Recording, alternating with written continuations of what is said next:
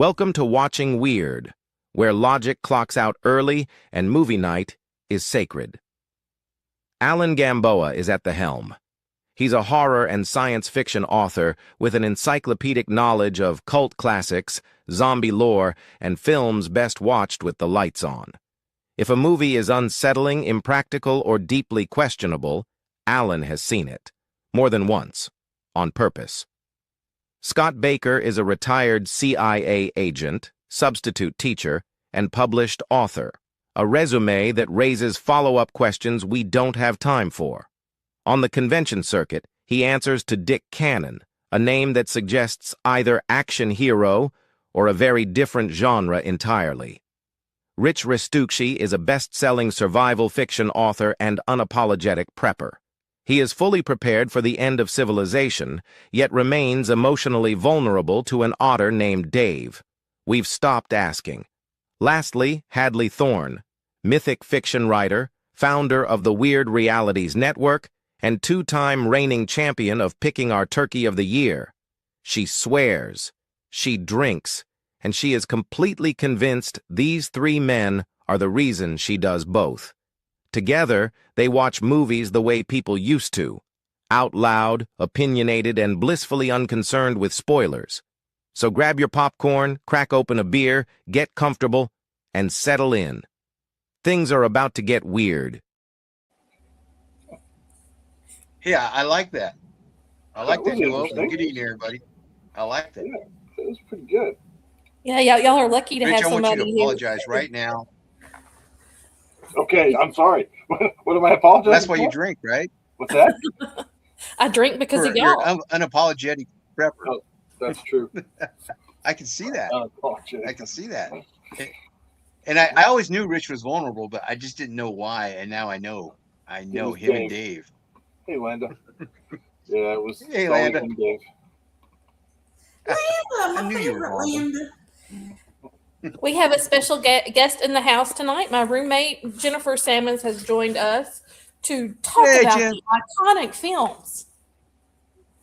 Roadhouse, Oh my God. Cocktail, and Urban Cowboy. They're all set in a bar. I know. And they all have redemption arcs. Hey, Max. Hey, Max. I tell you, when these movies were picked, I was not looking forward to it. And like I told you earlier, I'm glad we watched them. I really wasn't looking forward to watching them. I'd never seen Urban Cowboy, never wanted to. Oh. And I hated Cocktail when I saw it at the movies. Roadhouse is always fun. But I'm glad you picked them, or whoever picked them. I picked Urban Cowboy. Scott picked Roadhouse. I think we kind of picked Roadhouse together. And then he picked Cocktail. Hey, Tony. Hey, Tony K. Hey, Tony. Hey, Max. Landa. These are three movies that are absolutely loved by people my age, I guess.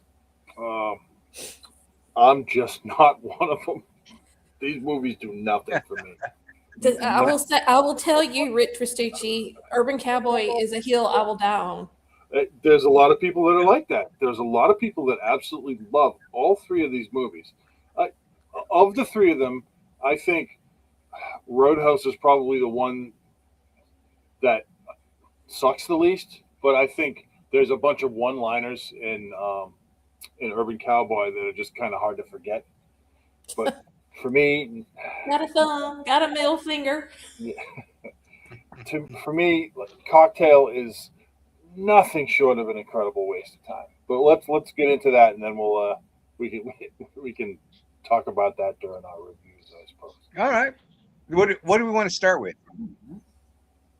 Doesn't matter to me. I can go first. I can do Roadhouse.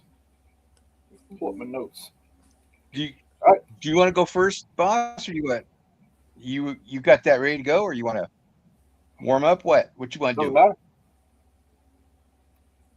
Go, Rich. Okay, Rich is going. So I got Roadhouse. Oh, okay. Go, Rich. Yeah. So James Dalton, hero, tough guy, bouncer. Having enough of the crappy state of New York, Dalton ambles on down to Jasper, Missouri to work at the Double Douche, a bar owned by businessman Frank Tillman.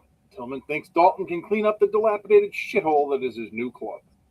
Dalton arrives and all hell breaks loose as Brad Wesley, the local wealthy criminal element, wants to stop anybody from having any fun and wants to shut down Tillman's bar. Really, he just doesn't like Tillman or Dalton and wants to smooch Dalton's new girlfriend, Smoke Show Kelly Lynch, the local doctor. When things get out of hand, Dalton contacts Wade Garrett, another tough buddy of his, with the single best name since Snake Plissken. Just picture Sam Elliott's voice saying, "I'm Wade Garrett," and you'll probably get all warm and stuff. Unfortunately, when he gets dead, Dalton loses fecal matter and basically kills everybody, including Wesley's badass fighter dude. What was his name? I can't remember his name. He's got a cool name, too. Dalton kills him by ripping out his throat with his bare hands, which is one of the selling points of the movie in the late 80s. Once the townsfolk murder the bad guy, we all live happily ever after, and Dalton and the dog are seen swimming in the pond to round out the fun. Dalton's played by Patrick Swayze in one of his iconic roles. Garrett is played by the legend Sam Elliott. Doc is played by Kelly Lynch, and we also have Ben Gazzara as Wesley and Jeff Healey as the blind guitarist. We even have Terry Funk, Keith David, and Sunshine Parker in smaller roles. Made in the Swayze heyday of 1989, Roadhouse actually got some crappy ratings when it first came out.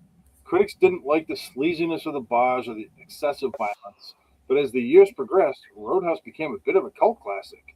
The film made $61 million on a budget of $15 million, so it did pretty well when it came out. You may have seen Jake Gyllenhaal do a reprise of this film, but I really don't know why they did it. Believe it or not, there was a sequel to the original that nobody ever saw, and an adaptation made for the stage. If you saw that, you must be a die-hard fan of the franchise, because I and everybody I spoke to only just found out that there was an off-Broadway musical made of Roadhouse. Go figure. The film is listed as one of the 100 most enjoyably bad movies ever made. I don't hate this movie like some do, but I never loved it either. Give me some Red Dawn if you want a Swayze flick. And honestly, I like the movie Ghost, as sappy as it was. I don't think I'll ever watch this again, but I'm glad I watched it one more time, if only to cement the fact that I don't need to see it again. So I know you guys kind of like it, so why don't you give me your what fors on this? I'm gonna jump in because we'll probably lose it with those two with their comments here. So let me throw some cohesiveness in real quick. Then we'll dive into them. This is a fun movie. I remember seeing it at the movies, and I thought, it's good, but that I hadn't seen it since. But this is one of those movies you can rewatch. It's got the 80s ultra violence, and then everybody lives happily after, and throwing off one-liners. And this is just probably one of Swayze's. I mean, Red Dawn's Red Dawn. And this one's the one I think people look at, the second movie that they look at him for, and it's got quite the cast. I mean, the bartenders, John Doe from Punk Band X. I mean, that's awesome. And then Catherine Wilhoit, who plays the waitress in there, she was everybody's best friend in a lot of the early 80s movies, the rom-coms. And you had Red, what's his name? The guy that owned the auto shop. He was really good. Red West. Yeah. I thought he did some of the best acting in that movie. He was so natural, he's just like somebody you knew, one of those old guys works at a store, when there, he knows everything. It's got some one-liners for you, and it's just great. And then Marshall Teague, who played Jimmy, the killer, the guy that kills Wade Garrett. Yeah, we give spoilers. If you haven't seen this movie yet, well, I'm sure everybody has, so that's too bad. He was great. I guess he hated Swayze at the beginning of this. Him and Swayze hated each other, and they became really, really close friends after this movie. Ben Gazzara, old actor, love Ben Gazzara. Bridge of Remagen's one of my favorite Ben Gazzara movies. Sam Elliott just it's got everything in it. It's got violence, sex, humor, and for you gals out there, it's got Swayze's ass. And so, I mean, Sam Elliott never looked good. Yeah, Sam Elliott was great. Well, no, yeah, you got to see Lifeguard. You got to check out his 80s movie Lifeguard. Yeah, I'm just saying. That She is. stopped me dead in my Check out tracks Lifeguard, as I Jen. walked by. Yeah, she walked Jen, through while I was watching it, and she had to stop and have a moment. Jen, check out Lifeguard. That was, I think, his pinnacle right there. Ooh. But this is a fun movie. It's one you can rewatch unless you're rich. Yeah, But I'm all set with this. and I didn't know there was a sequel, and it had Jonathan I don't know how you pronounce his name, Scott from The Thing You Do and the Day of the Dead, the horrible Day of the Dead remake. And it looks like people shouldn't see it. It looks bad. It looks horrible. Anyway, this is a fun one. I'm glad we watched it because I hadn't watched it. I did like the remake. It's not Roadhouse. But it's just a fun, violent movie, which I enjoyed. But it's not Roadhouse. So, ladies, You want to start or you want me to? No, go right ahead. I'm listening. Okay. She's listening. I had to put y'all on the big TV so she could see y'all while I'm on my laptop. So that was what we were yanning about. Okay, so this movie is just a fun movie to watch. And if you've ever been to a sleazy dive joint, they're like that. So it was just, again, it's just kind of this isn't one of my favorite movies, but there's a lot of nostalgia in it. And seeing young Sam Elliott Oof. and Patrick Swayze back at his, high point was a lot of fun. It's a fun watch. I'm sorry Rich didn't enjoy it. The remake was a waste of time. And I did not know there was a sequel to this movie, so I'm going to have to look that up. There's an off-Broadway musical, too. Another thing I would like to see. So I don't have much to say about it other than it's just a fun watch. And if you haven't seen it, you deserve to do that for yourself. It held up much better than I think the remake did. Yeah, I didn't see the whole remake. I watched a little bit of it. It was all right. It was not as good as the original, and I wasn't crazy about the original in the first place, so you can keep it. yeah, it was a violent movie. If you want to see people get hit, that is a fun movie to watch if you like that kind of stuff. And Jake Gyllenhaal was good in it, and the worst part of the remake was Conor McGregor. His character I was just still think you can narrow horrible. it down to just one thing. It was just the remake was just a bad idea. I mean, Yeah. And I'm sorry. Oh, you know what? But what universe is Jake Gyllenhaal like bouncery? I mean, y'all know bouncers. Well, I know bouncers. They're tough guys. And then there's Jake Gyllenhaal. And yeah, he's got a cut body, but he just looks like he spends too much time in the gym and looking in the mirror. Well, what they tell Swayze throughout Roadhouse? I thought you'd be bigger. Yeah. Well, yeah, but it did well for Amazon Prime. They're making a sequel to it. I guess it did well. I mean, I enjoyed it. It was just a fun, good guy beats up bad guy movie, gets revenge for, a store getting burnt down and people being bullied. It was fun, but it's no Roadhouse. I mean, like you said, Roadhouse, the nostalgia for Roadhouse is, the 80s are just encapsulated in it, just like all these movies. The 80s is right there. Let's face it. When they redo a movie like Roadhouse, they're banking on the nostalgia factor and trying to recreate something that they can't. It's not necessarily anything about continuing a good story. It's just really trying to bank on the success and the cult classics that we loved. Does Jake Gyllenhaal have a mullet that's very, very poofy? No. Exactly. There's no mullet. No. There's no mullet involved. Yeah. It's a fun movie. It's got a lot going for it, and the Jeff Healey band in there is kind of cool. Yeah. Jeff Healey just makes my heart go I love him.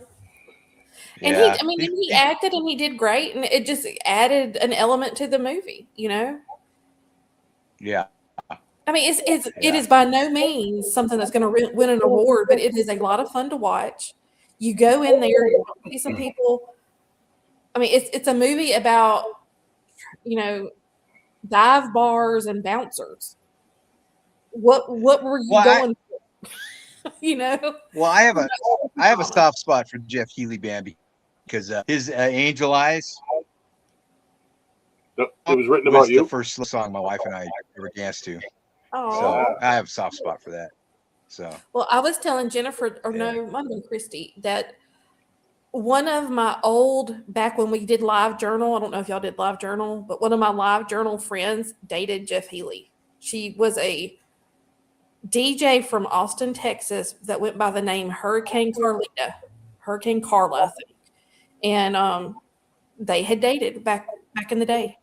oh wow. No, they're not, Landa. That is true. Whole world.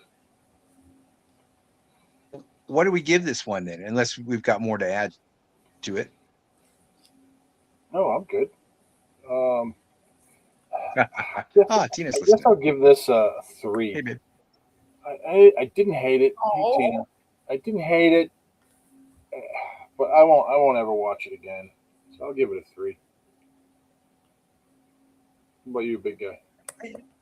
I give it a 3.5. It's it's the 80s.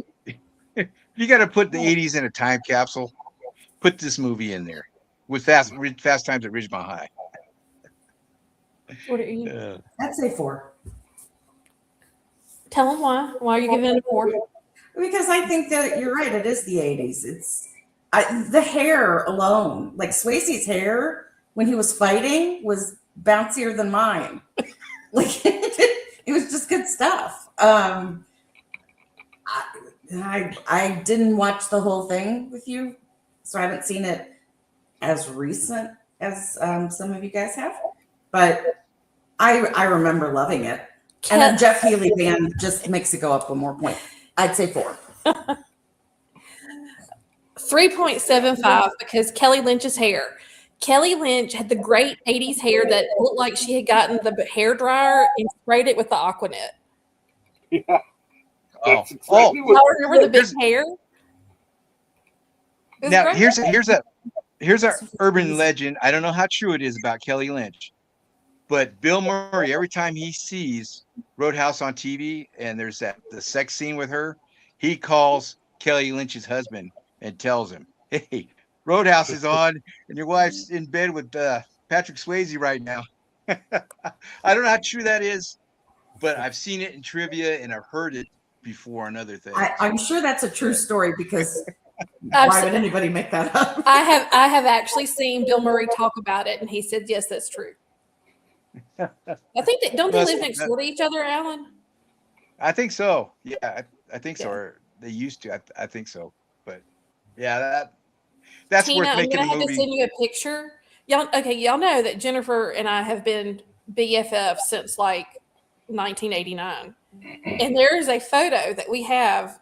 We went to get the portraits made. She didn't get senior pictures made because why didn't you get senior pictures? Those were my senior pictures. Well, and so she made me go with her, and we've got the hugest hair you've ever seen.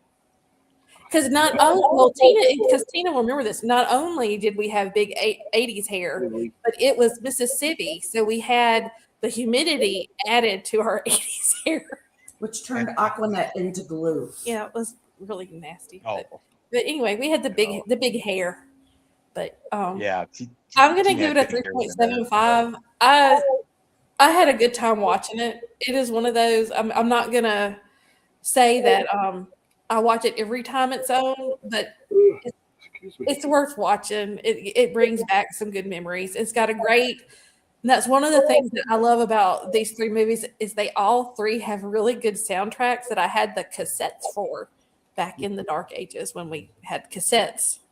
But yeah, this was a good one. Well, do you want to do Urban Cowboy right now, or hey Lee? Let's go ahead and get a cocktail over. Yeah, let's get cocktail because we got some stuff to say about some Urban Cowboy. Okay. Cocktail 1988. So this is right before Roadhouse comes out. And this is when Tom Cruise is, he's making some good movies at the time. And this one, he plays Brian Flanagan, just out of the army. And we know he's out of the army because at the beginning, him and his friends pull this Greyhound bus out. They're all dressed in like, your army class A's, and he's dressed in some army type of jacket. And he jumps on the bus and heads to New York. And he wants to be a millionaire. He's a very ambitious young guy. He's got big plans in his head, but he's got no college education. He's got the military background, but no college education. And his uncle owns a bar, and his uncle tells him, you got to sacrifice. It's not fun to make money, but you got to sacrifice to do it. Well, he goes and tries to get jobs, and there's this awesome montage of him being turned down by all these companies because he doesn't have the education for it or the experience. The montage, that was I kind of enjoyed that part. That kind of woke me up. He's dejected, walks by this bar that's got a for sale, or not for sale, a help wanted sign, goes in there, and there's Brian Brown behind the bar. And so Brian Brown hires him. I love Brian Brown. If you've never seen the FX movies, FX 1 and 2, he's great in those. He's good in this, but he's kind of cringy. His character is too old doing what he's doing, and it makes you go, oh, So he's a bad influence and a good influence, bad influence on Tom. They become quick friends. They become these popular bartenders because they're throwing the bottles in the ears, catching between their legs and their mouth, whatever, Well, there's a bar full of people waiting for these drinks. These two guys are jacking off, throwing, drinks around, making one drink every 5 minutes. And, in a bar, that's horrible because you're waiting for your drink. And so some guy sees him that owns this hottest bar in town and hires him as a team. And Tom still wants to open his own business, and him and Brian are really good buddies now. They're really good buddies, and they're talking about their future. And Tom meets Gina. What's her name? Gershon. Yeah. How many teeth did she have? I don't know. What? Did y'all notice? No. Like, she has since had some dental work done because she looked like she had like some extra teeth going on. And I was like, is that Gina Gershon, who I think is a beautiful woman? And I was like, she doesn't look right. And I think she's had some teeth work done. Huh. I did not know. She's very rich in this, and I think they call it dental work. Becomes her side piece. Well, but she's rich in this, so that's why she's got all those teeth. And so she's giving Tom ideas on how to do a business, basically. And Brian Brown ends up sleeping with her because that's the kind of guy Brian Brown is. And Tom breaks up with Brian Brown, and he goes to Jamaica to bartend. That's where he meets the Karate Kid's Elizabeth Shue, and they have a little romance going on. And Tom Brian Brown shows. Yeah. And then, and in this one, you see how short Tom is. Yes. They don't make any attempt in this one to differentiate his height. They really don't. This is before the Scientologist got involved with his look. Must have been because Brian Brown's a lot taller than he is in this, and they'd probably be the same height, if not he'd be taller probably if this was his movie nowadays, And so Brian Brown shows up with his new wife, rich wife, which is Kelly Lynch from Roadhouse. And then he proceeds to dare, this is stupid, Tom Cruise to try to pick up this older lady at the bar there in Jamaica. And Tom Cruise is deep into Elizabeth Shue. I mean, he's, they're vibing really good in this, nice little relationship, same age and everything. And so his excuse for sleeping with this lady is that, when you're double dared by your buddy, you gotta do it. And I'm sure that works in a lot of marriages and relationships, right? And so Elizabeth Shue sees that. She flies back to New York and in a huff. And Tom Cruise goes to see her the next day after he didn't even take a shower or anything. He's, slept with this lady, throws his clothes back on for the night, and goes to see Elizabeth Shue. Her friend says she's gone back to New York. Well, okay, so Tom goes and meets up with her again in New York, finds her in New York, and she, of course, throws him out because she doesn't, go along with this. If your buddy double dog dares you, you gotta do it. And so he's sad, finds out that where her parents live, because that's where she's gone to, and her parents are wealthy and they don't want anything. And she's pregnant. Oh, she's pregnant. And she doesn't want anything to do really with Tom, but she does. We know it. We could tell, she does. We know it. But the dad, Lawrence, by veteran actor Lawrence Luckinbill, does not want anything to do with Tom because he's a lowly bartender, tries to pay him off. Well, true love triumphs in this one. I'm not giving anything away. And Tom and Elizabeth Shue hook back up, and they open up their own bar with loans from his uncle and money that he's procured, and they live happily ever after. This is a vapid movie. It's fun. And Brian Brown has some of the best lines in this movie. But like I said, a lot of his stuff is kind of cringe because he's probably about 40 something in this, and he's behind the bar acting like Tom Cruise's age, And Conklin's Law. but he carries this movie. He carries this movie more than Tom does. So, but this is a nothing burger movie. It's about nothing. Nothing really happens. The soundtrack is the best thing in this movie. The soundtrack definitely. Kokomo went so far. It got to where you're just putting your fingers in your ears every time Don't Worry, Be Happy and Kokomo came on, because they played those two songs so much on the radio. And that's the thing with these three movies. They all had best-selling soundtracks. All took place in a bar with best-selling soundtracks. So that's what I have to say about this movie. What do you have to say? Hadley. So many things. First off, there's actually a scene where you can see Tom Cruise's lifts on his shoes. Oh, yeah? They're about, I was like, are those cowboy boots? Because he had a heel. But no, they're his lifts to make him look taller. And from behind, it showed him. And he's so short, the suit was so long on him that he looked about, what would you say, like about 5'2"? I don't know.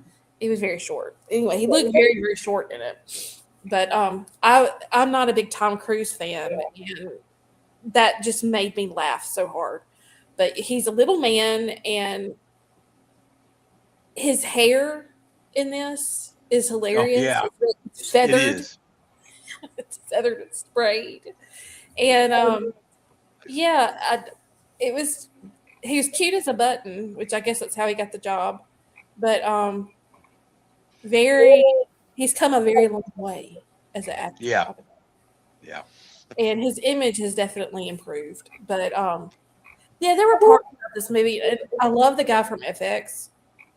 He's great. So we're not going to talk, but his death scene in this, spoiler, was horrific. And at the time, I was like, in a modern movie, at this point is when we would see our hero be pinpointed as the murderer. But this is what was fun about this movie to me is it took us back to a more innocent time when the biggest problem people had was an unplanned pregnancy. That was the big drama in this was, he gets out of the army, he isn't doing great in college, and he wants to start his own business, and then he gets this girl pregnant, this rich girl pregnant.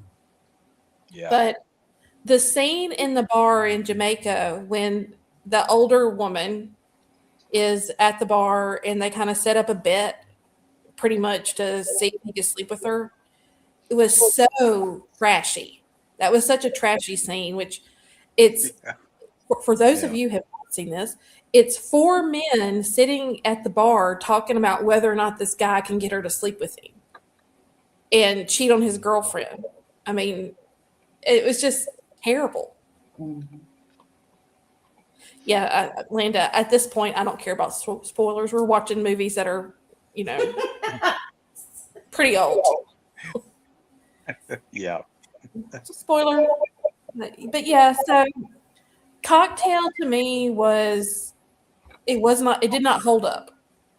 It wasn't as much fun as what year did it come out? 88. Yeah, so in 88, I was either, I think probably a sophomore in high school or a junior in high school. It was in that time period. So it's been quite some time. Like I said, I saw it at the movie theater. It had the soundtrack. I like me some Don't Worry, Be Happy, some Kokomo. And yeah, it didn't hold up. And he didn't shower, according to Alan. He didn't shower after sex, according to Alan. That was a big thumbs down. I like the look on his face when he's, you can see she's sad, and then it shows him the next morning, and he's sitting there on the bed, and he's the look on his face like, what did I do? But did I win the bet? What did I do?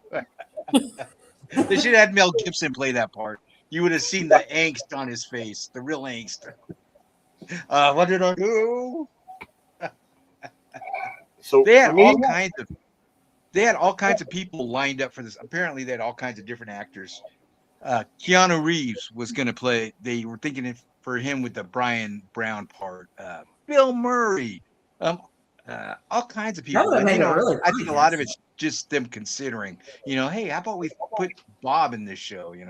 I don't think there were very many serious considerations on this one. You can't see anybody else playing in this movie anyway. It's just a vapid movie, What purpose did this movie serve? This was supposed to be a romantic drama, a romantic comedy. It wasn't a comedy. So it was supposed to be some kind of drama. And you have this creep Brian Brown behind the bar. And the whole premise of them throwing those freaking absolutely ridiculous. I literally wanted to harm them. I wanted to punch them in the face. Because why would you do that? Why would you ever throw bottles of booze around? It's not that entertaining. Dude, I want my goddamn old-fashioned. I want my spritzer. Stop throwing your friggin' booze bottles. You suck. But that's just me. So these guys, both of them, are a pair of dogs. Tom Cruise isn't a good guy. He's a dick. He sleeps. He sleeps with another woman on a bet, and almost loses his pregnant new girlfriend. He should have lost her. She should have given him as many. Every dad's nightmare. Let's just say every dad's nightmare is the bartender she brings home from Jamaica. Precisely, and she's pregnant with this straight up loser's kid. Tell us how you really feel rich. Yeah, well, I mean, I have a daughter. I don't want this. Look at what Landa says. Yeah. Anyway, and he's supposed to be the hero of the movie. This guy, I wanted to knock him out. I wish he stayed in Jamaica. I wish the plane crashed. He was an ass. Anyway, that was just that part of it. And then if we full circle to the friggin' booze tossing, how did that get to be the major draw of this movie? I guess the major draw is Tom Cruise, but throwing the bottles around, that's what you see in the commercials for the movie. I remember seeing it, and I remember I'm a 20-year-old kid when I'm watching this movie, and I'm like, what are they doing? A 20-year-old boy would not like this, but let me tell you, 16-year-old girl liked the booze throwing. Okay. I remember they did that at nightclubs after that. It was a big deal. In nightclubs right after that movie came out. 16-year-old girl isn't the target audience here. This is what I thought life was like. I mean, I thought this is what y'all were doing up there in New York and Massachusetts, Rich. Y'all were tossing bar. Are you kidding? Booze is expensive. You don't throw it around. Good God. Did they throw it around? Knock them out. I really did. There was no part of this movie I liked. I didn't like the acting. I thought Tom Cruise always overacts, but he does make some good friggin' movies, just not this one. This one, honestly, I told you, this is where the Scientologist got a hold of his resume. I don't know. But the Mummy movie that he made, I would watch that 1,000 times before I watch this again. That Mummy movie was terrible, and this is like so far beneath all that crap. They did make a lot of sappy romantic comedies and romantic dramas in the 80s and 90s, and this one's just on the bottom of the barrel. Like we were talking about Ghost earlier, the movie Ghost. Well, we briefly mentioned it with Patrick Swayze, and that's supposed to be like a semi comedic drama, and it's way better than freaking Cocktail. I don't know. I'm just kind of mad. I watched the damn thing. I wanted to turn it off. I felt like an ass the whole time I was watching this stupid movie. But anyway, that's where I am. I can't wait to never watch this movie again. Well, what do you want to give this one? Allie, Jen, what do you give this one? She has stepped out of the room for a moment. She's laughing at Landa. Jen, what's your rating on this movie? At least Scott's off tonight. He's got too much homework tonight.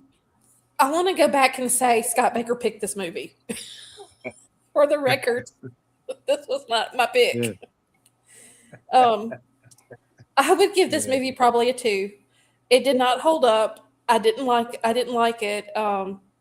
This bad choices were made, decisions, and the only thing good about this movie was that there were still bars that people went to, and that the soundtrack was pretty good. It had the Beach Boys.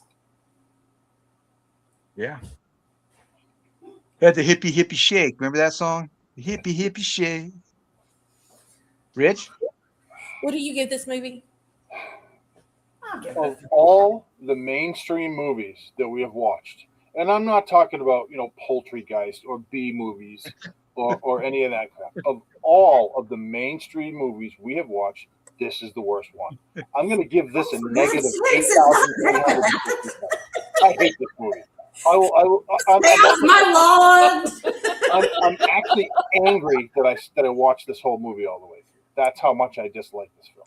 I will never watch it. In fact, I'll give everybody $10 if you don't watch this movie again. That's how much don't do it. Don't freaking hurt yourself. Because my eyeballs are in pain right now because I watched this stupid movie. Anyway, this is getting like a negative 40. I hate this movie. I'll give it a straight up 0. 0.00. I'll give it a 1 for the soundtrack and Brian Brown. I'm gonna give it a 1. You don't see him enough in movies. I just want to remind y'all about some of the movies we watched. Thank you, Tina. Hobo with the Shotgun. Mm-hmm. Rich was excluding those.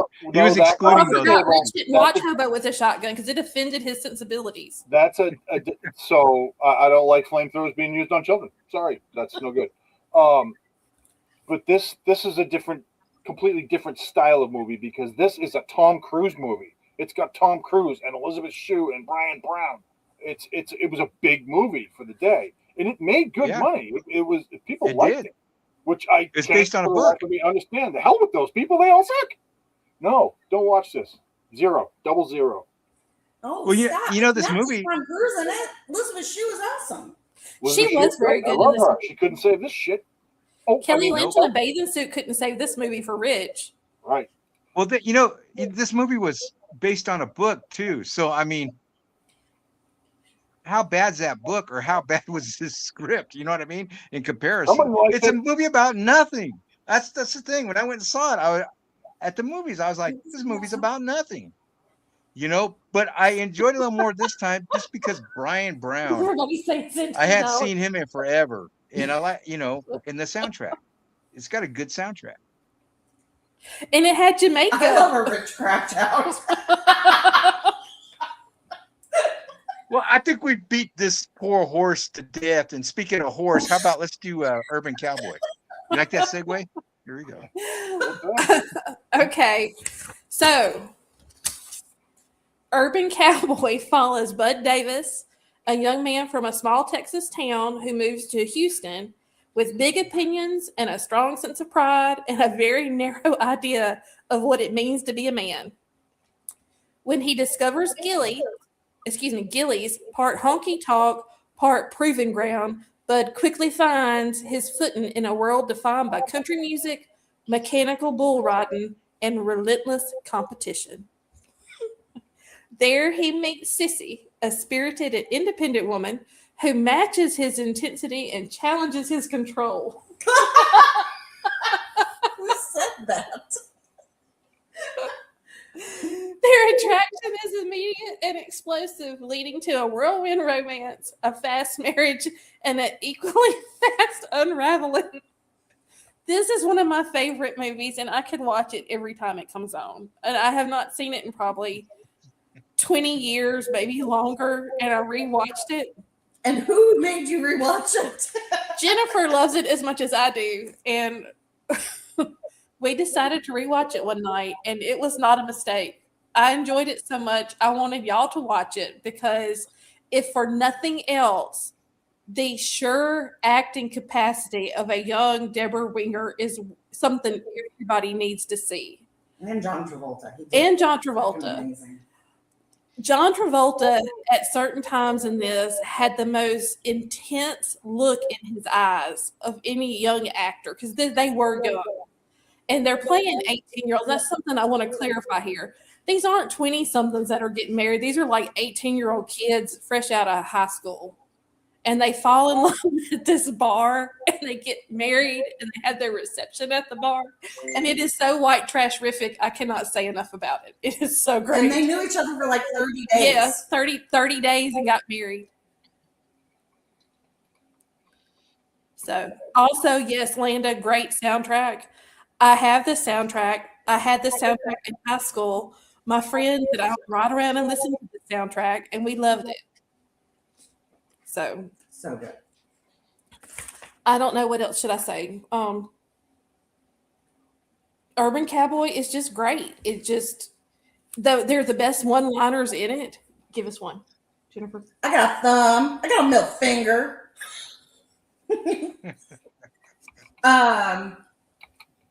Well, I already gave you my favorite.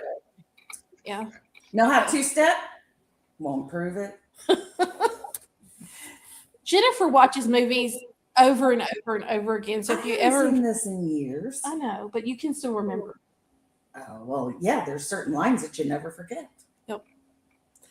Scott Glenn. Oh my God, Scott Glenn in this movie. I love Scott Glenn, and he usually plays a decent fellow. And in this movie, he is just terrible. He is a woman beater, convict, breaks out, steals money. He hurts John Travolta on the mechanical bull. I don't know. It's just, and then Sissy on the bull. And she did that in front of Uncle Bud. Oh, it was just something. This movie is so great. And Rich is just looking embarrassed for me. This movie is so great because it's so real. The dialogue, these are real people who you just feel like you met them and you know them. Anyway. We went to high school with some of these people. Yeah, we know these people. When she's like, ah! And when they show her the trailer, take the blindfold off, and she's tickled pink. He's like, it's got every modern community. It's fantastic. That whole. You guys, Okay, I'm done. I'm sorry. are you done? Okay. Rich, did you want to go? Hey, Greg. I can go. Okay. I will go then. I will go because Okay. I'm going to throw up some of these actors here. Besides the ones we talked about, you got James Gammon, playing Steve Strange, the guy running the bull. He was so good in Major League. That dude was great character actor. His gravelly voice, great. And then you had as Uncle Bob, who gets killed, of course. I love my wife. This is the best thing. And then he gets killed. He gets killed. He gets blown up at the end. But Barry Corbin is great. He's in if you watch Landman, not Landman, but all the Taylor Sheridan series, he's Justified. in it. Yeah. He's older now, which is it's sad to see his progression into that. Yeah, He was yeah, he's great. astronaut in Northern Exposure. Yeah, he's great. So his character's great. And of course, he gets knocked off in it. And that he tugs at your heart. It's like, oh, come on. But Travolta in this, he's such an asshole. He's such an Yeah, asshole to Deborah Winger. I mean, yeah. poor Deborah Winger, she got slapped about 12 times in this movie. Everybody was knocking on her, just smack. I mean, the domestic violence in this movie is out of hand. And at the end, she's got 2 black eyes from Scott Glenn. And then, of course, then Travolta goes off on Scott Glenn because he didn't get a chance to hit her. Scott Glenn did. He didn't get a chance to give her the black eyes. Scott Glenn did. So he's pissed at that. So then he attacks Scott Glenn. Hey, those are my eyes to blacken, not yours. No, I'm kidding. But there is a lot of slapping of Deborah Winger in this movie. Poor gal. She got just abused in this movie on the mechanical bull, get thrown around, get hit in the face. I hope she made a lot of money on this movie. That being said, I'd never seen this movie till this week, and I enjoyed it. It was good. There's a lot of things in it that keep you watching it, and it's Travolta. His acting is really uneven in this, but he was fairly new to acting in this, and I think this is Deborah Winger's second movie she made. And Scott Glenn was just the perfect amount of sleaze in this. They did not want Deborah Winger in this role, and the director insisted. They had wanted someone like Sissy Spacek, I think, or someone. Who did I tell you? You tell me Sissy Spacek. But she did such a good. I can't imagine anyone else playing this role. The first night they met, their intensity with each other on the dance floor was just so real. Oh, that the chemistry between those two in this is really good. It really, because a lot of movies you'll see the chemistry is just not there. Like The Bodyguard with Costner and Whitney Houston. There's no chemistry in that movie at all. But when Deborah Winger, when Sissy is looking at Bud, you can feel it. You can feel that young passion. Yeah. Oh yeah. No. The chemistry in this really well. I like when they're pissed and fight, and he they have those custom license plates in the window of his truck, and he takes a Sissy one, says Sissy on it, and throws it in the glove box. He was an asshole to her a lot in this. What was it? He picks up the good-looking girl, and he takes her, and she's like, "Are you just doing this to make your wife jealous?" And he goes, "Yes." Yeah, and he screws around on her, and she initially doesn't. She initially goes, and then she has second thoughts about it. But then he does, so then she does, and the soundtrack in this is good. It was a fun watch. I didn't hate watching it at all. I found it to be a fun movie to watch. All the acting is great, and like I said, Scott Glenn in his fishnet black shirt. Oh my God! Yes, the fishnet shirt. It was just perfect sleaze. And when Deborah Winger comes back to the trailer, and he's got the bedroom door locked, and she knocks on it, and he's getting dressed, and there's the waitress is hiding in the closet, and she comes out and leaves, and he doesn't give a crap. And then when the cigarette part, he says, "Did you buy cigarettes?" And she throws the cigarette box at him, and that was very pick it up. That's just, that was brutal. That was brutal. And then he hits her. I don't know how you couldn't make this movie nowadays. That was a very real scene. We don't have movies with this kind of dialogue anymore. There are reasons for that. Well, I felt like I was watching a movie from the 50s, 40s or 50s, when you ladies get out of hand and the guys go snap out of it, smack, and they're like, "Oh, I'm sorry, Billy." Billy, that was the sensibility of that. They hit women in this, but I digress. Rich, I'm sorry, I'm stepping on your time. Go for it, man. Sometimes I wonder if we're watching the same movie.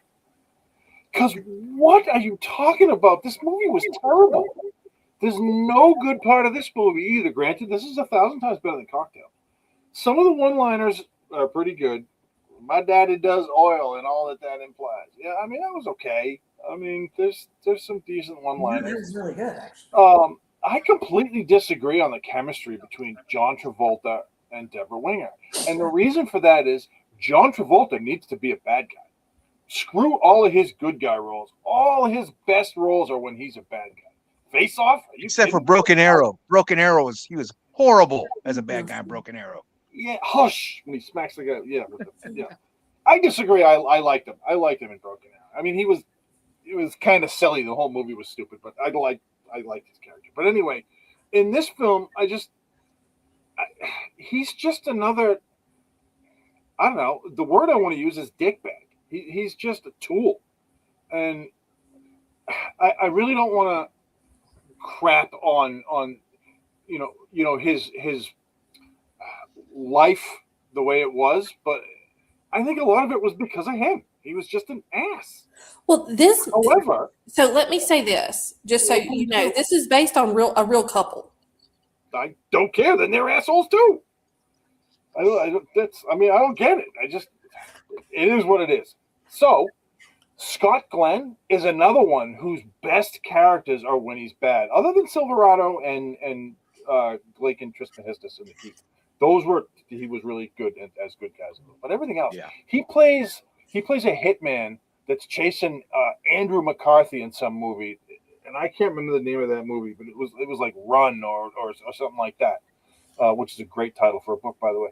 And he plays a great bad guy. And I don't think he nailed it here. He was just kind of a seedy douchebag in this, but I didn't get like evil bastard out of it. I mean, I know he was, but this movie never worked. This is like, I think the second time I've seen this movie, because I knew I had seen it before, and I had seen Cocktail before as well. But it just, I couldn't get into it. And then when we were talking earlier, and you guys were like, oh, these were good movies, and I'm like, oh, am I going to have some shit to say? It just, it fell so flat, and the movie was boring too. There was no real action in it. I did like some of the. There's a mechanical bull. Scott, yeah, I'm a big fan of Scott Glenn. I like John Travolta when he's a bad guy. I think he's a good actor. Swordfish's fantastic. The soundtrack was. This just kind of sucked donkeys. I don't know why everybody likes this movie, and they do. I mean, I guess.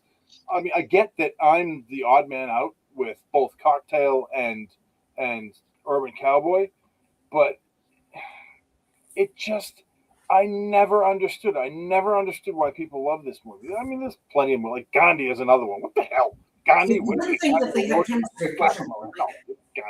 But this one is just. It just takes so much away from what I could have been. I could have been building Legos or making a peanut butter and jelly sandwich, and instead I watched this. So I'm sorry, but I'll never get into this. I will never watch this film again.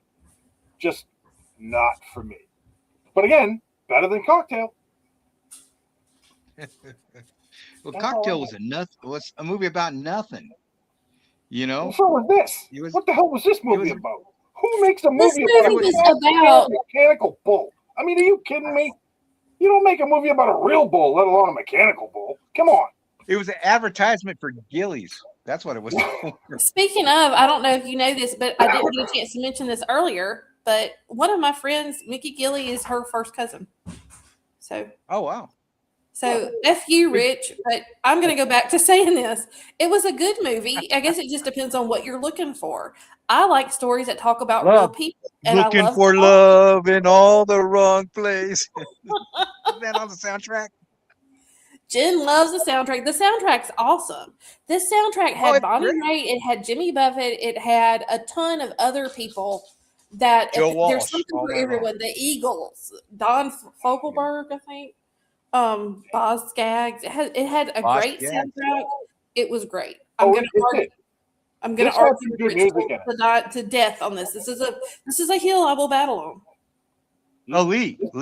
Tom Cruise was up for the part of John Travolta in this. Jennifer left the room. She's not dealing with Rich and his negativity for this. She's That's out. okay. I understand that. I understand that. And Now, the was this soundtrack on this this was was after? really good. But you know what else has a good soundtrack? Is my friggin' radio. If I turn my radio on, I don't have to watch this crap. So I'll just turn my radio on and I'll listen to Boz Scaggs and the Eagles and whoever else you mentioned because I don't need this crap in my life. Anyway, see, I'm still going. I just can't shut up about how much I dislike this movie. Yes, Lee, that would have been way better. Talk about it. They could have done it in 2025, and Tom Cruise could have been Deborah Winger's part, and him and John Travolta fall in love and live happily ever after. That would have been a better film. Well, I hear that's up Travolta's alley anyway. So yeah, maybe. Supposedly, I don't know. You know, this is another one that captures the 80s because I remember when this came out and everybody was a cowboy for a while that weren't cowboys. You know, everybody This had the came out soundtrack. in 82 or 83. Something like that. It's an older one, definitely. It was after Saturday Night Fever, right? Yes. So he was riding high on the in the 70s. Yeah. And Gary Busey was up for the role. That man, they should have Gary Busey play Travolta. He did some. Can you imagine? You can't deny the nowadays, chemistry between the characters. You can't deny a lot of it. Yes, they're crappy people. That's what made this good TV watching or good movie watching. I'm not a big Deborah Winger fan, but I felt sorry for her in this movie because everybody, her aunt looks at her, smacks her the wrong way. You know, can I get off early from work? No, smack. I mean, everybody was hitting her, so I felt bad for her. Yeah, she definitely needed a. Maybe that's what happened. Maybe she had CTE later in life because of this movie. Yeah. I was astounded at her acting in this movie because she really looks at Bud as though she's in love with him. You know, she acted in this better than she did in a lot of her. And an innocence. I think she did very well. No, she did good in it. In fact, she did better than. You ever seen Firebirds with her and Tommy Lee Jones? It's a helicopter Top Gun movie. Her acting was horrible in that. Oh, yeah, I know. I know. Her best acting was in Ace Ventura, Pet Detective. I don't remember her being in that. That's because that movie was another shit show. Another horrible movie. Yeah. You've blanked it from your mind traumatically. I don't want to bring it up again in case your eye starts twitching or something like that. You pick up a knife, cut it out. So I take it you didn't watch the second Ace Ventura movie. No, God, no. I didn't finish the first one. I'm not a big fan. Never have been. I will agree with you. The acting in this was good. I think Travolta went up and down at times though. But sometimes I love the supporting actors. Like I said, James Gammon and Barry Corbin were good. Big fan of both of them. This seemed like a real family. His family seemed real. Yeah. There's little touches in this movie that I thought were just phenomenal. One was like in the very beginning when he's going to the uncle and the aunt's house to stay.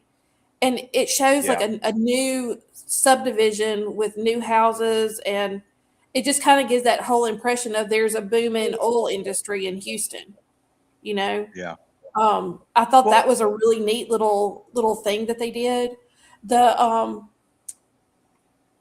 what's her name? Pam.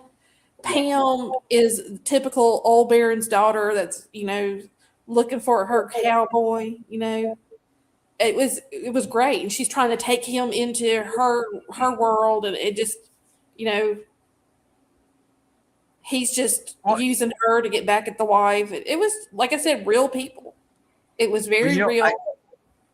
I thought the part that was kind of cute and funny was the Dolly Parton lookalike contest where the aunt dressed up like her, and she didn't win, and then Travolta's all jealous, of Deborah Winger and Scott Glenn, and we're not going to stay here. We're going to go to another bar, and the aunt's like, well, where can I go dressed like this? I thought that was kind of cute.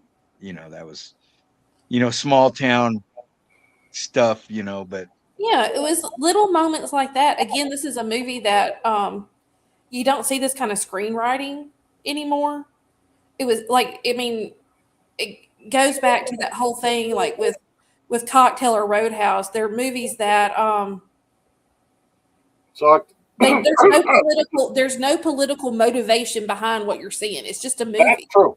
You're absolutely right. That was you're before right. the political mess we've been in for the past 25 years. Yeah. You're right. Yeah, you're right. You're right. Yeah, it was just Y'all entertaining. heard that? Both of them said it. I'm right. Yeah, I'm going to change my vote Yes, from you're a right. 0.1 to a 0.2 because of that. I got to tell you, all three of these movies that were based on magazine articles or books. Mm-hmm.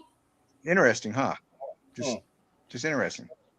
But so, what do we give this one? I give this movie a 5.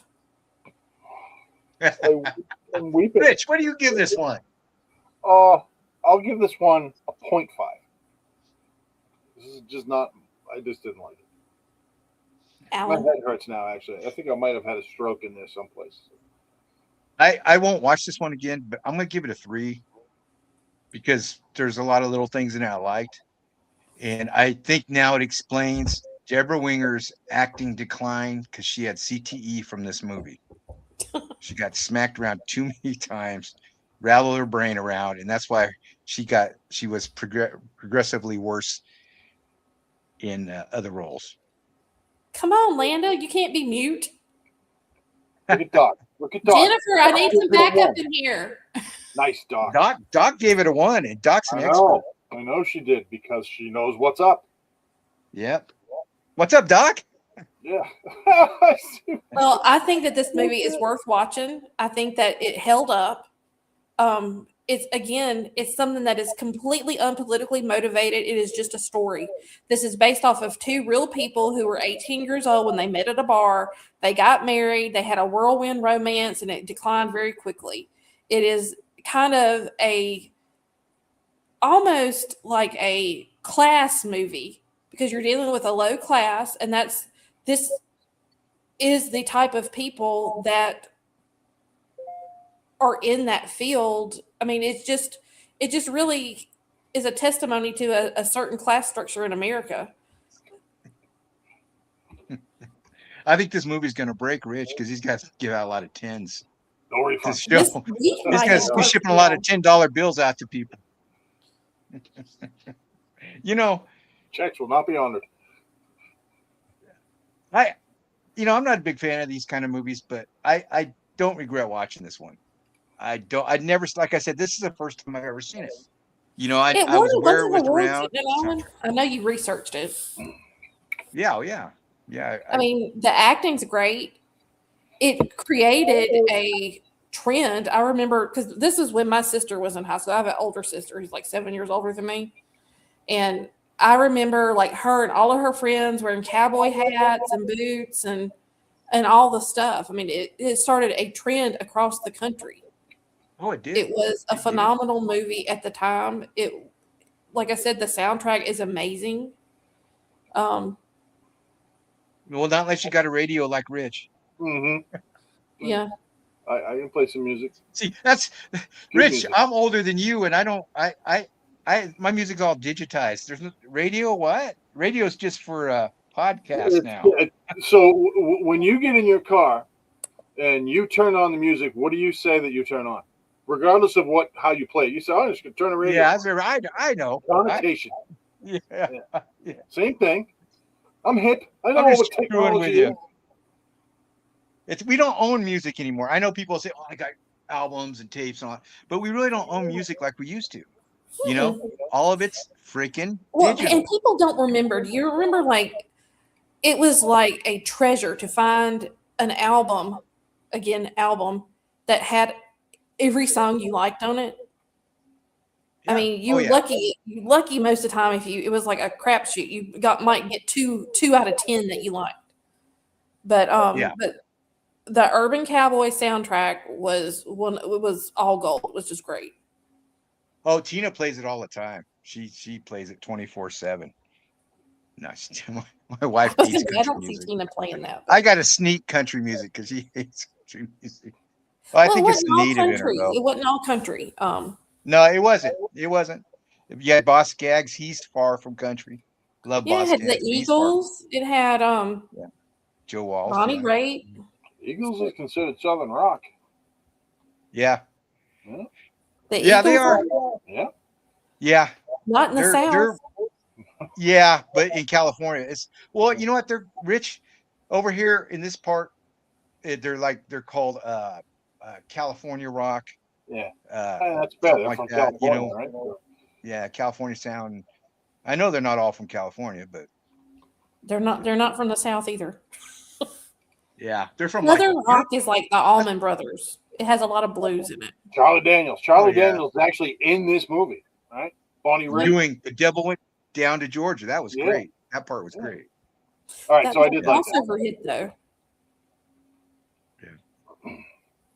Yeah, Charlie Daniels. I like what Max just said. Oh, No. Wait, oh, What the hell? we were both trying to do it. Keep track of everybody's punishment. We did. We went over. So this was fun. I love it when we argue. So don't take that I'm being mad at anybody, and I hope that no one takes it too personal that they didn't like the movies. But that's what we're doing here. We're having fun. We're talking movies, and hopefully we will be doing this again next week. Same time, same channel, right? That's why. See, we can have discourse on this shit without anybody being serious. So, Alan, what did you give this movie? 3? 1 of 3. Okay. I wasn't hating on it. You know, Cocktail, I hated on. I mean, there's parts of it like it was still the same movie. You know, and I'd rather watch maybe I'd rather watch you make a peanut butter sandwich, Rich, for 2 hours. I feel you. Yeah, I could stretch that out rather than watch this. I could absolutely smear peanut butter for 2 hours rather than watching this goddamn. Out of all the movies y'all have made me watch, I don't regret it at all. I'm glad that y'all had an excuse to watch Urban Cowboy. Oh. I'm not going to defend Cocktail because I thought that it did not hold up, but I did enjoy watching Roadhouse. Hey, I respect the fact that you like it. I don't have any problem with you liking it. I mean, I think you're both crazy, but that's okay. There's nothing wrong with that. I'm not angry or frustrated at you. I just wonder how we can watch the same movie and just have such horribly different views on it. Not horribly different, just vastly different views. We three come from 3 very different areas of the United States too. Of course. I mean, we got East Coast, Deep South, and West Coast. Yeah. So that's what makes it work. That's why we're awesome. Yeah. Yeah. And there's things in these movies that, you know, I like. I might not like the whole movie, but you know, me, I'm the big character actor guy. I love watching the characters, you know. So James Gambit. Landis probably making voodoo dolls of us and Rich and probably Lucky. Jennifer's in there doing something. I don't know. She ran out of here. She got mad at Rich and left. Let's replace Landis us with peanut butter sandwiches. Yeah, Next week, Landa. Next week, look for the art. I'll be making some AI art with peanut butter sandwiches just for you. All right, I have a kids, peanut butter sandwich. Until next week, I don't know what are we talking about next week? What movies? I don't know. I don't know.